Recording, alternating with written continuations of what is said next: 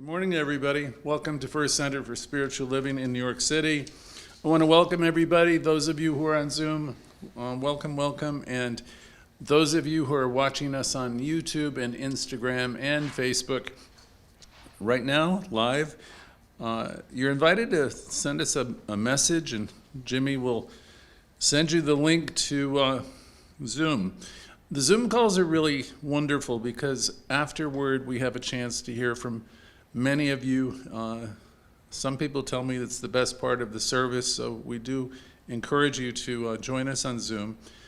If you're listening later in the week, which many people do, send a message into the center, and we will send you our e-letter filled with spiritual gems, and also it'll give you the way to stay in touch with us. Also, all of our broadcasts eventually are on YouTube and Facebook, so you can watch them again. So let's begin. Let's start with an affirmative prayer, or what Dr. Grayson, who I'll be working with today, would say an affirmative statement. Today, let us know and affirm in the first person. I am the creation of a cosmic intelligence and an infinite knower. An infinite being that resides in me and all of us, that knows, that is clear. I am one with the consciousness of the infinite mind. Therefore, I am spirit. I am learning to live the affirmative life and contemplate great and expansive ideas. And as I commune with them, I bring them forth, and they will be the results that I will see in my world. I know this is true for me and all of you. All right? So subconscious, you have it now, and you do it, and so it is. So, good morning again. Today we're going to be talking about our primal relationship. That's the term that Dr. Grayson was using in this classic lesson. The relationship we have with life itself, he called the primal relationship. That's our relationship with spirit. We want to talk about and think about our connection with it, what we can do to enhance it and to understand it better. Each of us, you will hear us say often, are individualizations of this creative process. That means we're all going to approach it in different ways. So there's this one creative intelligence, and you can think of the vast world and all the different people and traditions. We're all going to approach this relationship in a different way. Ways that are personal to you, ways that are unique to your own geography and culture. But we approach it, this one thing. And he's going to use the phrase we'll learn to tap into it. So we can start by saying, certainly, that there is one energy that permeates everything. Humankind has been given the most precious gift. We have self-awareness. We can reflect. We can change course. We can change the course of our life. We can change the course of our thinking, because we are, in fact, writing the script of our own life. We oftentimes say here, you are the author of your own experience. You're writing the chapters of your life, and your life may have been really, up to now you may not like what you've done or created, but the final chapter has never been written. You know, this is for you to decide. Oftentimes you'll hear me say, which came from my mother actually, it's entirely up to you. It really is. So, always starting here, starting now, there's a power in decision, said Barker, and you can make that decision to do anything in a different way. And all the universe, of course, will support you as you step up into a different way of living, perhaps out of the nonsense, out of the reaction, and into a place of trust and connection with this life, this source, this thing that can be called so many different things. So we understand that everything, our life is done unto us as we believe. And actually that's pretty exciting once you think about it. You probably didn't ever think that you really have that kind of power, but you do. It's done unto you as you believe. So that's exciting to know. Because we used to always think things are happening to us because of other people, places, and things, where in fact it's done unto you as you believe. So I would like you all to think, well, that's pretty exciting. And to discover that you are awake in a creative process, or that you can be awake in a creative process, and that in some way and somehow this creative process responds to you. Well, that's astounding, really. There's probably hundreds, maybe there's been thousands of names for this power throughout history and various religions. And we don't get caught up very much here in the different names that people use. This weekend I've just heard half a dozen different phrases just in walking around the city. And I've smiled because I know it's all the same thing. And we don't get caught up in the different names that people have given to this creative power over time, nor do we get involved in superstition in our teaching in any kind of way. We don't think that there's some personal guy up there with a beard that's, looking out, and calling the shots, and sending rewards and punishments. We don't think that way in terms of how we at least approach it. We move towards, in this teaching, the idea that there's a presence and a power that operates as law. And through our study and our observation of how it works and how to use it, you can go to the first 4 chapters of our textbook. I'll get them backwards always. What it is, how it works, what it does. What's the other one? How to use it. And how to use it, right? So we say how to use it because we have already concluded through observation and experimentation, we've concluded that this power is within all of us and that it responds not necessarily the way we want it to, rather it responds to us as we live in greater alignment with it. That's important because, this isn't some gimmicky kind of religion where I want this and I get this, I want this and I get this. It responds to us as we live in greater alignment with it. I remember my classes through the years. I was told the attributes of God. I think it came from Troard. People have called it the 7 Ups, and I'll probably get them in reverse order. But the idea of this power, this presence, existing as peace, power, love, joy, beauty, wisdom. Is there another? Light. Peace, power, joy, love, beauty, light, all these eternal realities. This is how, the universe shows up. These are the attributes that we'll say, and there's probably many more. So we've concluded that it's there, it's within all of us, and it responds to us again, not necessarily the way we want it to, but rather as we live in greater alignment with these qualities that I just spoke of. As we live in alignment with these concepts, such as peace and power and love. As we're doing that, our life will reflect that. It would seem that the universe is always unfolding everywhere, and everyone, with or without consent, is a part of this unfolding process. Life moves forward always. It doesn't, as Khalil Gibran would say, tarry with yesterday. If you keep on trying to be in yesterday, good luck with that, because it just keeps moving along. I've observed somewhere along the line, it's in my best interest to align myself with the givingness of life and the changes that life are always, changes are always coming forward. You've heard me quote Heraclitus and other people, the pre-Socratics, which is you cannot stand in the same river twice. You can't be in the same day twice. You can't be in the same moment twice. Life is moving forward. So the sooner we can get with it and become aware of it, the better it will be for us. We are learning and we're experiencing new things at every single point in our life, and there's always more to learn and to experience. We will accomplish a lot, and we will most likely make mistakes along the way while we're learning. And we're not really here too concerned about mistakes. We know in a process of learning. We're going to try different things that will and will not work, and we will make adjustments. We are all one with this process, and each of us are evolving in our understanding.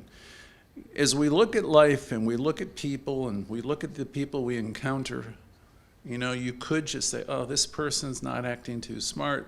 You could go towards judgment. This is wrong. This is bad. This is, that's what we do. But the thing is, from a spiritual perspective, life is unfolding in divine order.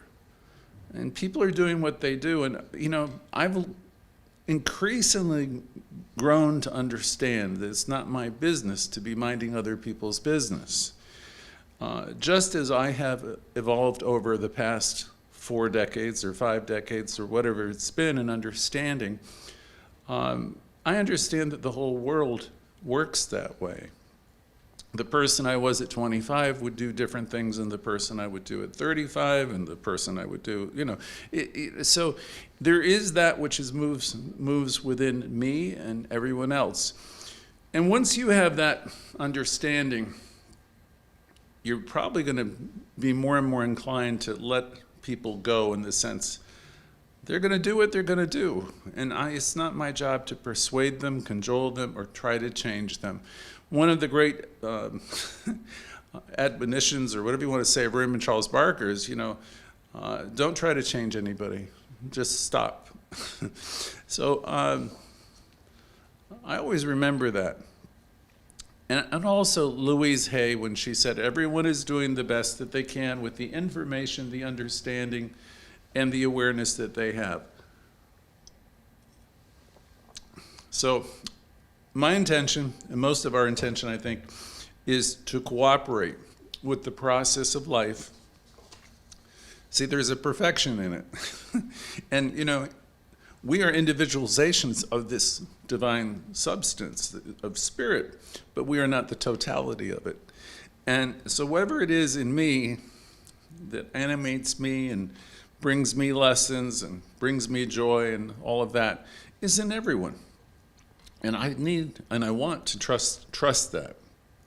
Otherwise, I can really get caught up in the ills of society and what's wrong with people, and I can really live my life in a way that would not be much fun. So let's remember that each of us are individualizations of this intelligence that's always wooing us, attempting to get our attention, and is always going forward. And let us be resolved to move with it. So as we go back to Grayson's classic lesson, when he was talking about our primal relationship, and that's what we're talking about today, he's saying each of us, hopefully, are trying to tap into this thing. Now, some people will call it a higher power. Others talk in terms of, God, spirit, many different names, and say that the infinite is a divine mind. Very often, I like to label it creative intelligence. Intelligence is not, though, just intellectual. Intelligence is something very personal as well. It's intimate. I can relate to it emotionally. I can relate to it intellectually. There is a creative action going on within everyone. In every one of us, it's involving our thinking and our emotions. And then there is spirit, the spirit that we all have that we can tap into. We are always being presented with ideas throughout our days and in our dreams. I mean, we are an inlet of so much inspiration. Now, we might just denounce it, try to tune it out, not pay attention to it, but it's always there. You might not even be with it, not even being thinking of yourself as a spiritual person. You might be thinking of yourself as an atheist. But this spirit that's within all of us is somewhat relentless, because as you wake up, as I woke up this morning, I'm coming out of a dream. As I'm walking around the corner, a new thought comes in, an idea. Where do you suppose all these ideas, thoughts come to? We're always being given inspiration. You can call it by many different names, but you're an inlet and outlet of this system of spirit, which brings forth new ideas for us to consider. And as we accept them, then, things happen. So the question that Dr. Grayson asked was, where does it all come from? And obviously, we're part of that great mind and that great knowing. And again, there's no real language that can adequately describe it. So whatever it is, whatever this power is always communicating to us through our own minds, through our own consciousness. And it's because of that, it's shaping our experience all the time. So there is that which is, that's been here, that is here, it's been here eternally. We've all heard of the Big Bang, where, the universe exploded with life. It's been there and has been there before that. We say it's infinite with no beginning. A presence, what he called a primal reality, a source from which everything comes. Each of us are rooted, just like a plant, we're rooted into this thing, and we're also outlets of it. So we receive all the information and all the good, and then we are an outlet of it to the best of our ability. And as good as we are now, we're going to express it more as we go forward. So think of ourselves as inlets of this spirit and outlets of this spirit. You may not know it when you're going through your day today, but you are an outlet of spirit. You just are, and everyone else is too. And you might not like what you see in other people, but what you're seeing is the best that they have. So celebrate what you see and understand that all of us are in a process of unfolding. Spirit is always giving us ideas to consider. And here's the thing, we're created in freedom. And as much as we can, embrace of this freedom and this creative life, as much as we can decide what to embrace and what to reject, and what lessons to learn, it'll be in our life. This thing that can never be described, is in all of our lives everywhere. And increasingly we learn to express it. It is the source of our very existence. The roots of your being are deeply embedded in what he described as the soil of your nature. And we're being nourished by it with new ideas and new moments and the ability to make corrections along the way. As we're routed in the understanding of who and what we are, we're able to embrace new ideas and new moments. As we release our judgments and the patterns that are inside of us that have been here for, since we're children, we keep looking at ourselves and our conversations, and we have the willingness to release what doesn't support us, which we come to realize is not really for the highest and best. We release it and we replace it. We're in the business of changing lesser ideas that we've held dear for greater. And this is normal and natural to evolve and grow. The flow of intelligence keeps coming in. Well, not naturally. So if I get new information, more expansive information, it's incumbent upon me to let go of the lesser information. This is life evolving by means of all of us and our understanding. Each of us, are already rooted deeply, each one of us by virtue of being human. We're rooted in this consciousness. We have emotions, and we have our intellect. We're rooted in spirit, source, what he called the single reality. And as we are connected, we're also connected with every living thing as well. We are nurtured by it all the time, nurtured and nourished, both. And this doesn't mean that we get what we want when we want it. And I have to say that because people come to us, they learn about the law of attraction, and they think this teaching is about a teaching of, getting what you want when you want it. And the law of attraction doesn't exactly work that way. We teach, of course, from Emerson that we pay for everything in spiritual coin. So we need to embrace some of these ideas for us to bring them forth into our world. We are spiritual beings living in a spiritual system, one again that we can tap into at any time. We can invite spirit in. I always say spirit will not be the uninvited guest, meaning as you turn to what is within you and you cultivate and commune with that, it will respond to you. It has to respond to you. It's what it does. It responds. In life, we have mind, we have emotion, we have intelligence, and we use these to communicate everywhere with everyone. Our lives will be far more productive and more happy and harmonious if we learn to tap into our spiritual nature and use it more specifically and definitely in our life. Have more faith and trust in it and know that it's there and it will respond. We understand that we come from a spiritual source, a spiritual universe. We refer to spirit as creative intelligence, and it's ever at work. We communicate through thought, through ideas. We communicate through our consciousness. We observe that there seems to be consciousness everywhere, expressing itself in different ways, of course, and at different levels.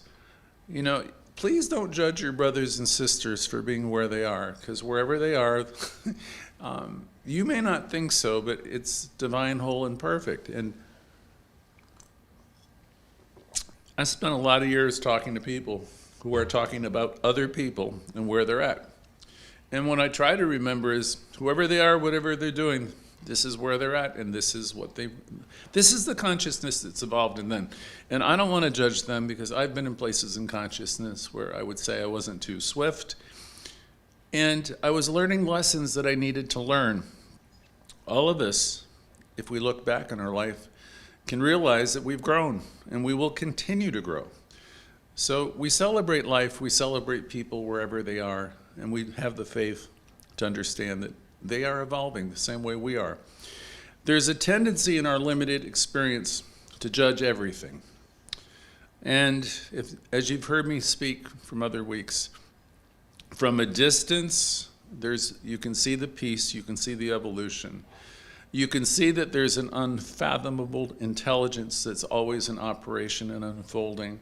You can look at places in your life that have been messy, unhappy.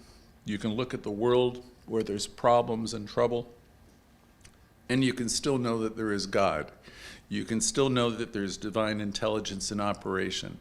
You may not fully understand it. I don't fully understand it, but I can certainly, through the perspective or the lens of looking at my own life, can see how all of the challenges and problems that I've walked through and overcome have been there for me to bring me to a much higher place of understanding. Khalil Gibran I often love because he says so many wonderful things, but he described this as life's longing for itself. It's longing to express itself more fully. It doesn't just happen with me and you. It happens everywhere with everyone. And so it's really exciting to understand that we live in this spiritual system. And no matter what it looks like, it's always moving forward. I love having the understanding to know that. That's what is happening. All of life is going forward with tremendous intelligence that none of us could ever possibly describe. Human beings are different in creation. We're different. We have this gift of consciousness. We operate in a bit of a higher level. It's said that we are made in the image and likeness of this divine, and perhaps we are, because we have thought, and because we can conceive, and because we can reason, we can communicate, we can commune with life, and we're always being informed to the extent we're open to the messages. It seems to me like we're bombarded with them. I can't wake up without coming out of a dream where something new is happening. I can't be in a conversation without something comes in the way of a new idea. It's always there if I'm willing to listen. There's a consciousness principle or a mind principle that exists and it's in operation in this spiritual system. Those that are communing with life and one with life and aware of life, and they're courting this and they're practicing this presence. Those who are doing that are tapping into it, and they can feel it, and they can sense it, and it moves them. So you can accelerate the process. You can. There's power for good, as Ernest Holmes said, and you can use it. You can consciously use it. You can consciously connect with it. You can meditate. You can do various things. You can learn to do affirmative prayer. You can do various things we can teach you and we can talk about that will cause a quickening of this realization within you. I think the universe will bring you along anyway, because it's just always providing you insight and inspiration. But in our teaching, we have methods and ways for, I think it's a bit of an acceleration, because you get interested in it, and then you study it and you practice it. And then you see the results of it consciously and perhaps in a quicker way. We've come to understand in this teaching that we live in it, we move in it, we commune with it. And the more and more we do this, we rely on it. We trust it more. We worry less. The average person doesn't do this for the most part. The average person doesn't really relate to the idea that there is this creative principle in them, operating through them, and they can put a demand on it, and for a different life experience. Because as we align ourselves with what it is, and we consider those ideas of peace, power, love, joy, beauty, and wisdom, and as we align ourselves with it and know that we're one with all of these things, we're going to have a tendency then to let go of all of these stories and these lesser states of consciousness that seem to keep going around and round in circles in our life. As we learn to live the affirmative life and trust it, we will have more peace, we'll have more joy, we'll have more happiness, we'll have greater health.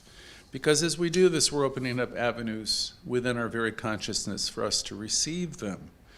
It's often been said, coming from our Christian scriptures, that the kingdom of good is at hand. It's at hand for those who open themselves up to it, and it won't be there for those who are caught up in a story of lack, limitation, poor me and ain't it awful. So we want to route ourselves in the certainty that we live and move and have our being in this divine substance, that we're part of it, and it responds to us.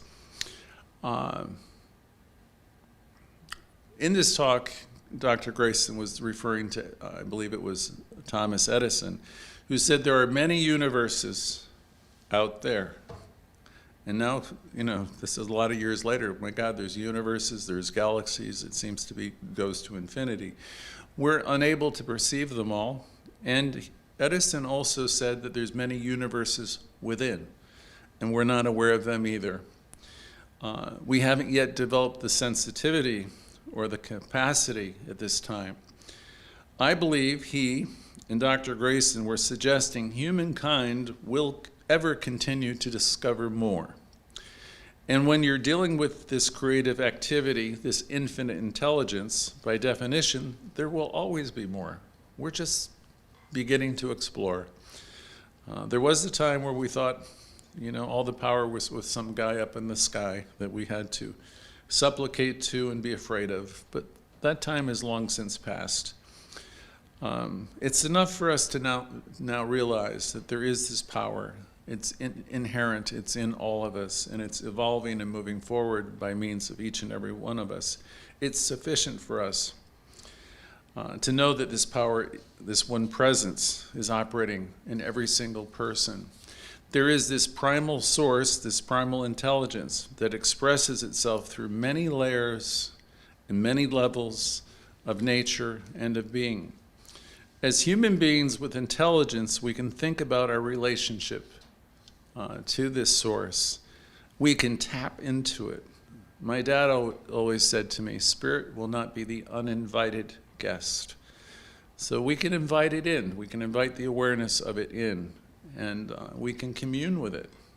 and it's there. We can call it forth, and we can allow its intelligence and guidance. It's always there, and it will always guide you if you're open and available. And as we learn to do this, we will be projecting a very new thought, a new experience in life. We have this power, this healing power, and we can heal our life. You can heal your life. That was the name of Louise Hay's great book. She really got that. You can heal your life if you want to. There are conditions in your life that you can transform, or you can certainly improve upon the conditions. Most of you who have been around a while in our teaching know very well that inner transformation brings about outer change, outer experience. So we have to somehow put a demand on life for a greater experience. We need somehow to tap into this source, to be awake and tap into it and realize, as Holmes said, there's an account downtown with your name on it with unlimited resources, and they're all available to you. We've said before that, again, there's an unlimited account of good available to you. So we invite you to stay with us and play with us and be reminded of the truth of who you are and the heir. You're the heir to all good. Let's start by knowing it's available. Let's keep this in the forefront of our consciousness. This primal energy, this source is here and available and responding 24/7. All that it has is mine. I am one with it, this energy. And as we realize this omnipresence and our connection to source, we are opening up channels in consciousness and mind to receive great good in every area of our life. Whatever it is,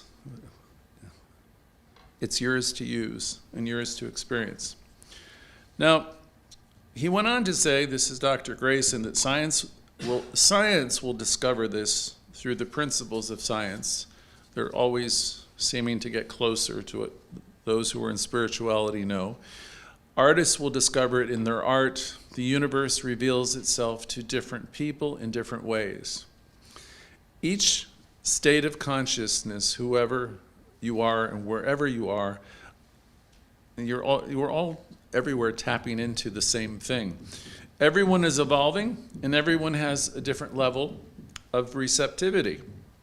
So again, don't judge a soul. They're all just fine, evolving wherever they are. We speak often about people being in different places of understanding in this process of life, in this process of unfolding consciousness.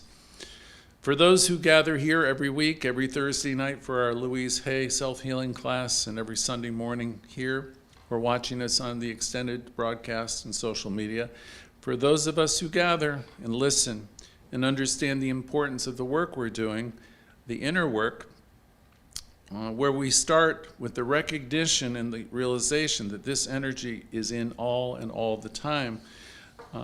If you keep reminding yourself of that, and it requires reminding because it's very easy to forget. As you come together and you stay plugged into this conversation, be part of this community or other spiritual communities that will, keep that in the forefront of your consciousness, then great things are going to happen for you. We know that we have an abiding faith in the ultimate goodness of life and that it's forever and ever expanding in all places and in all people. That doesn't suggest that all people are living in conscious connection. We've had that discussion in previous calls this week. There's a lot of people that are living in, I'll say, brokenness, and they're living in despair. They're feeling very alone and cut off.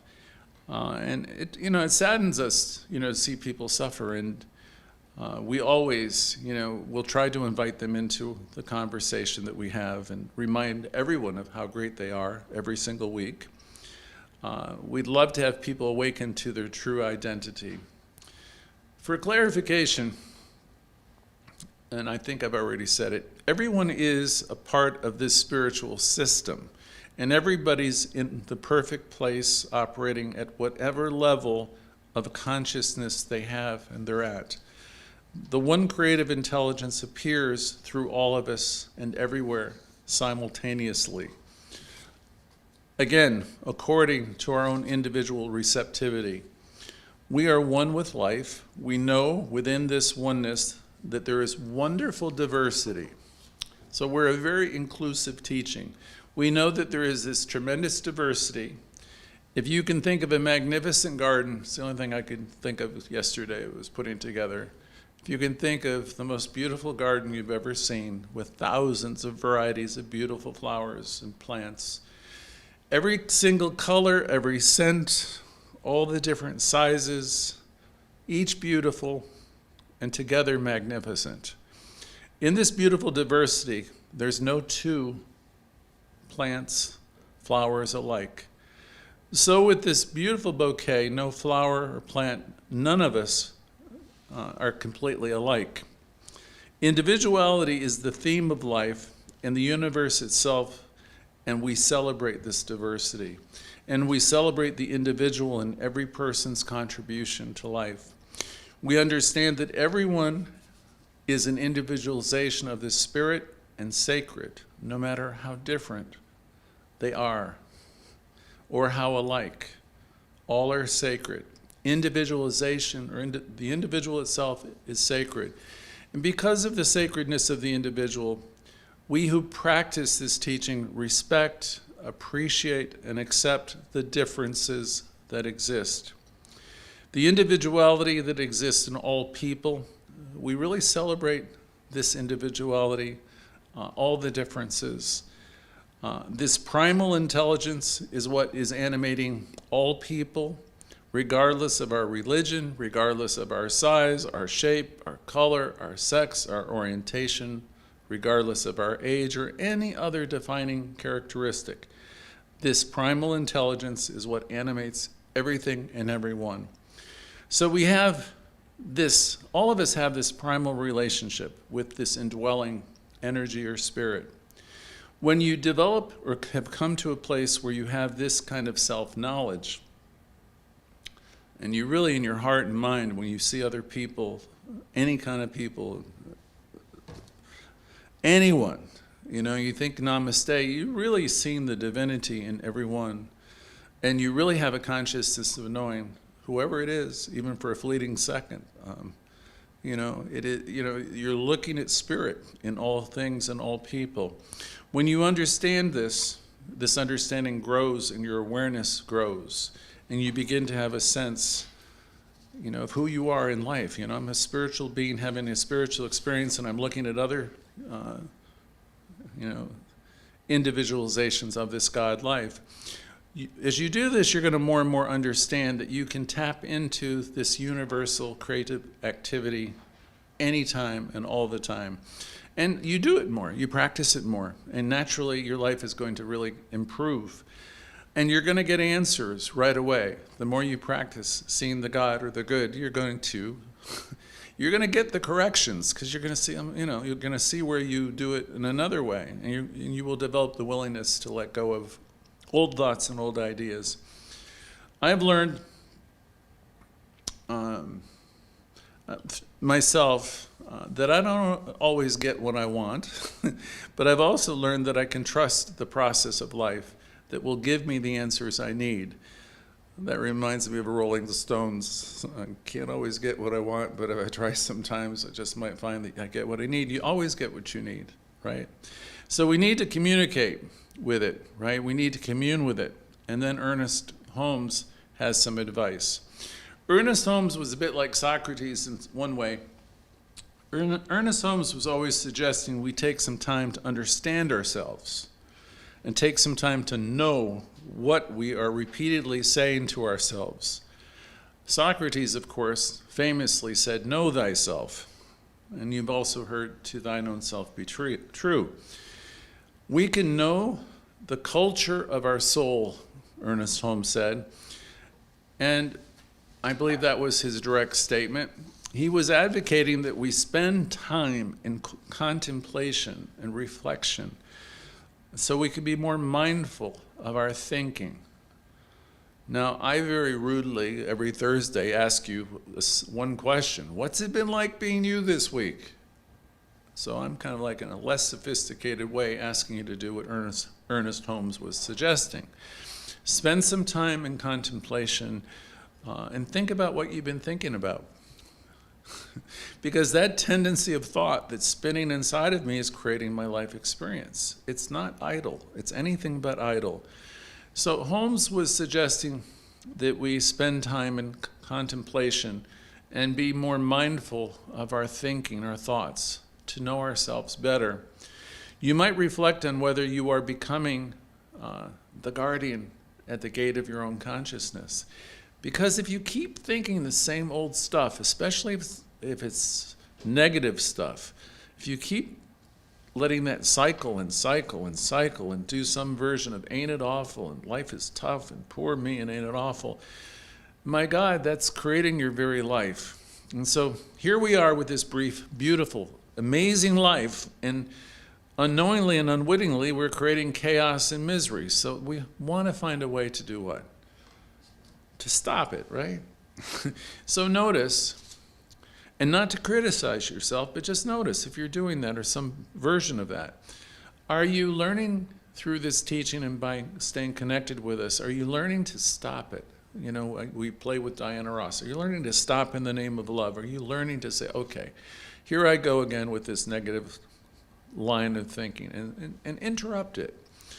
Are you paying attention to what you're thinking upon and what you're dwelling upon? And because if you're dwelling and thinking in negative thoughts and fears, you're actively broadcasting and projecting that into your life, Dr. Holmes stated. He advocated, much like Louise Hay did later, to be careful with your thoughts. Be gentle in your self-analysis. Everything about Louise Hay would be saying, you know, to do this lovingly and gently. Treat yourself like you are your own best friend. Notice what you're thinking and gently redirect your thinking. In a more modern way, we would probably say, pay attention to what you're thinking. Pay attention to what you're spinning, because most of us, a lot of us are spinning a story. Someone's done something to us and we haven't gotten over it and we keep spinning. And we're spinning. And when you're reacting and spinning, then you're not grounded in this teaching. And you could be. I could see peace instead of this spinning activity. So we want to spend some time centering ourselves and bringing ourselves back and get tapped in, as he said. Because we all can tap into this source. It's right here within us. Pay attention to the stories you're telling yourself. Cancel out the negative ones and replace them with the great ones, right? The truth of who you are. These negative stories play out in our lives until we get a handle on them. When we teach religious science to the kids, we teach the stagecoach, and they're in the coach, that's their comfort zone, and they have all the power with the stallions up front. And in that program called Quick Start, the invitation is to get out of the comfort zone and get up there in front on the platform and use the power you have. Well, you use the power you have by changing the thinking that's going on that's, not working for you. Because unless you put a stop to that negative cycling or thoughts, it's gonna keep showing up. So let's be aware that we have the power. Let's slow it down, the negativity, negative thoughts, and embrace the positive. Take that pause that we often talk about. Not only will it refresh you, it will allow you to remember the truth of who you are. People are giving their power away all over the place. I sometimes give my power away. I'm sure some of you do also. So you might want to affirm that you intend to act more and react less. If you want to act intelligently, you probably want to slow it down and center yourself and come back to a place where you know who you are. Take a little time to reflect. So that was the advice from Dr. Holmes, which spends more time in quiet contemplation. Be mindful of your thinking. Don't be critical of yourself. Just notice what you're doing and gently redirect yourself. Most of us will conclude whatever position we're taking that's adversarial is not worth it. It's not worth it if we're staying upset or we're staying angry or resentful in any way. It simply isn't worth it. So we want to find a way to keep connecting to Source and keep reminding us of the good and the God that's present. Dr. Grayson said, study, study, study. And I would say, practice, practice, practice. Same thing. If you're studying the truth and you're bringing it into your being, the next thing you want to do is keep practicing, seeing and knowing the good, the God that's here. Use your affirmations and contemplation. Learn how to do affirmative prayer. And always try to remember this. I am cause to my own experience. That never means to say or suggest to say that you're to blame for anything. But the law works as it works. So if I keep dwelling in negativity, I'm going to have a life that's going to cycle all of that. And we can stop that. We can learn here that it's a waste of time to be talking about other people or making our life about what someone else is doing. We can release the need to be making demands on other people, to have them change and all of that. We can take our power back and we can release the need to be explaining our life to others or complaining and talking about our problems. And we can release the need to talk about how we're stuck because of someone else's thoughts or circumstances. We have the power. Some of us need to be reminded that we have the power. And we get to decide how it's going to be going forward. You are the only thinker in your mind. We who are here, who gather every week, want to be reminded, we want to be empowered, and we want to start taking responsibility for our own life. We are the artists. We're drawing, we're writing the script. So let's write a great one. With powerful language such as I am, I choose, I allow this, and I allow this circumstances, then you're taking charge. If your language is, well, they did, and you're speaking about what they've done to you and all of that, then you're missing the boat. Again, you are the only thinker in your world. We select our thoughts, we choose our thoughts. Many of our thoughts are just habitual, and they're oftentimes wrong. We have the power to slow them down, to neutralize them, to reevaluate them, to stop them if they're negative, and replace them with life-giving thoughts and ideas. We have the power to turn it all around. Many people, if not most people, haven't really examined their own belief system, so they keep repeating. It's like a cycle. It goes round and round and round until somehow they're up against the wall and they make a change. But you can commune with life in such a way that it can accelerate, and it can happen in a quicker way, and you can experience much more joy. So it's always good to take a look and carefully assess what's going on in the way of your thoughts and thinking, and what repetitious things we say and do that are causing self-sabotage. So you can be, if you want to be, in a new moment. You can slow it all down, and you can, as Grayson said, tap into that source and allow its guidance. So we'll wind it down with a couple ideas. Ernest Holmes was advocating being careful, gentle, once again, with ourselves. I would say Louise Hay was saying the same thing. Pay attention to what you're thinking. And I would add, lovingly pay attention to what you're thinking. Learn to be your own best friend. Be gentle as you do this process. If things are coming up, though, you want to take a look at them, because unless you get at the underlying pattern, you're apt to keep repeating it. So we take a look, we become mindful, we notice the things that keep on looping around, because we intend to drop them and replace them with life-giving ideas. As you develop your consciousness, remember the universe is always saying yes to you. You've heard that expression before. That means we're always using the power 24/7. So let's use it constructively because we know it's responding to us.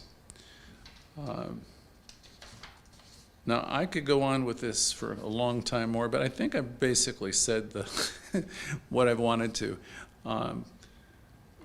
It was Grayson who said, "We are teaching a reality teaching."